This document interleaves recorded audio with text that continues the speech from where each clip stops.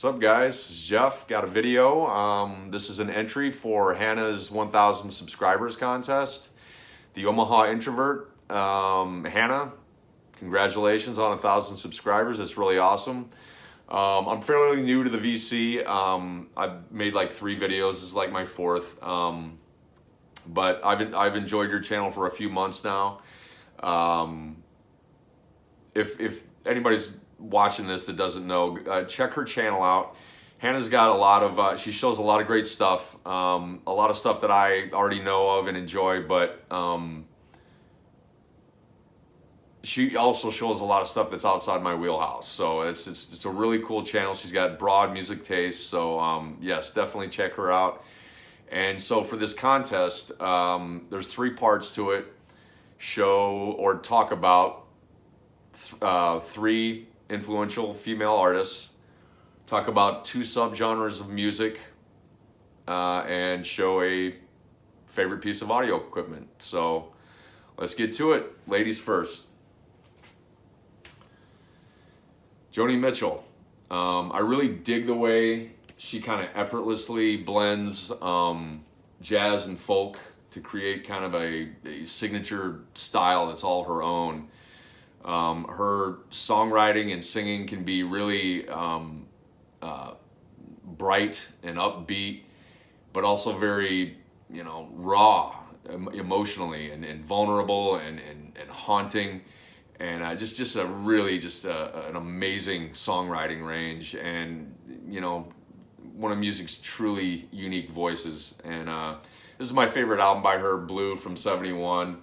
I also have Hissing of Summer Lawns from '75.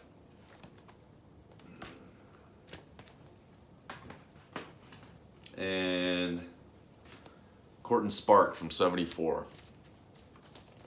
Classics. All right. Up next, Patti Smith, one of the undisputed pioneers of punk and new wave. This album, Horses, is a masterclass in punk attitude, and just one of the most honest albums I've ever heard. There's not an ounce of pretension or bullshit to be found on this album. It is a truly groundbreaking record. And Easter, equally as good, a little bit more commercial sounding, but she didn't compromise anything to achieve that sound. So these are both essential listening for me, and Patti Smith is a bona fide rock and roll badass. All right, next up, the Queen of Soul, Aretha Franklin. Everybody knows and loves Aretha, but I couldn't imagine a list of influential female artists that didn't include her on it. So, and I'm not going to say anything here that hasn't been expressed already by millions of fans about her extraordinary talent. But just one of the most uplifting and astonishing voices in music history. Just a true icon. Spirit in the Dark from '70. Soul 69. Got some good covers on this one. Sam Cooke, Bring It On Home to Me. And Live at the Fillmore West, '71.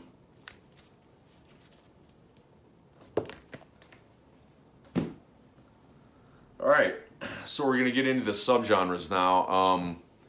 So for my first subgenre, I'm gonna do roots rock. Roots rock draws from country, blues, gospel, jazz, and folk for the most part, and it usually has a real rustic, kind of organic, earthy feel to it. And good example of that is this album by Bobby Charles. This is his debut album. Well, this is actually the only album he ever put out. This came out in '72. This is kind of like a lost band album. Every member of the band plays on this except for Robbie Robertson, I think. But actually, Dr. John is also on this album, and yeah, this is just a swampy, bluesy, lazy bit of country tinged goodness. Just a really remarkable record. And I'm going to show 2 albums for each subgenre. So this is my second one. This is River by Terry Reid. This was a real grail for me. I've been looking for this album since I started collecting records about 8 years ago. I did pick this up about 1.5 years ago. Promotional copy, but the label is your run-of-the-mill Atlantic 70s label. So I'm not sure if this is a true promo copy or not, but you know, it plays like a brand new record. And this is just really loose and slightly funky, and there's a jamming in the studio kind of feel to this album. The songs meander a bit, but it works. And this, like I said, true grail for me. Terry Reid, River. All right, my second subgenre. I'm gonna talk a little bit about British blues. One of my favorite subgenres. I think the British guys, the British bands back in the early days, you know, 50s, 60s of rock and roll, really kind of picked up the ball and ran with it when it came to the blues in a way that a lot of American bands didn't. I don't know if it was just because the music was so exotic in England, and it was just kind of hard to get your hands on blues records, or, you know, it was from across the pond, and you know, they just, you know, they ran with it and just made some of the most enduring rock and roll in history. So the first album I want to show from that subgenre is English Rose by Fleetwood Mac.